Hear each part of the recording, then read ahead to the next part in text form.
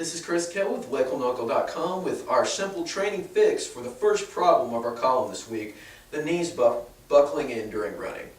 Now, one of the issues that we have when sitting in prolonged position is we're telling the brain to hold our body in this position. So with this particular problem, this often affects people that just cross their legs in this fashion. What I'm telling my hip to do here is internally rotate, and as a result, the knees follow. If I'm sitting in this position for up to 10 hours a day at work or whatever it may be, or I'm just pushing my knees together, my brain perceives that when I'm walking or I'm running or doing any kind of activity at all, that's where my knees need to be, and that's a problem. Because we've loaded that software in, we have to create a threat to the brain. We have to tell it to change the motor pattern and kind of tell it that there might be danger in doing that, or otherwise it's not going to occur.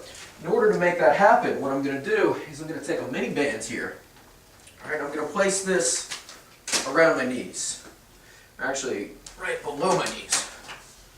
All right, now what the mini band is going to do is exaggerate this problem. So, if I track just a little bit when I'm coming down normally, this is really going to pull me in, and as a result, that is going to cause the brain to turn on the muscles of my hips to defend against this problem. So, with somebody that that has this particular problem, I would tell them, don't let this thing pull your knees in. Push out just as much as you need to make sure that this doesn't pull your knees in. Immediately, what this is going to do is turn on the stabilizing muscles of the hips, help to externally rotate the hips, keep the knees tracking straight over the toes, and kind of correct this problem.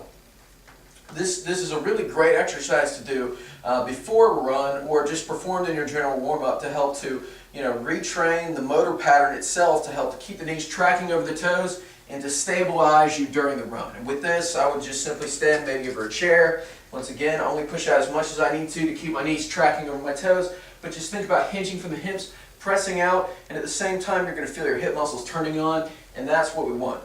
To see if this was effective before your run, simply retest by standing on one leg, squatting down as far as you can comfortably and coming up, and watching the position of the knee, whether it tracks over the toes or whether it internally rotates, and just repeat this for several sets until this is cleared up. And that's your first tip.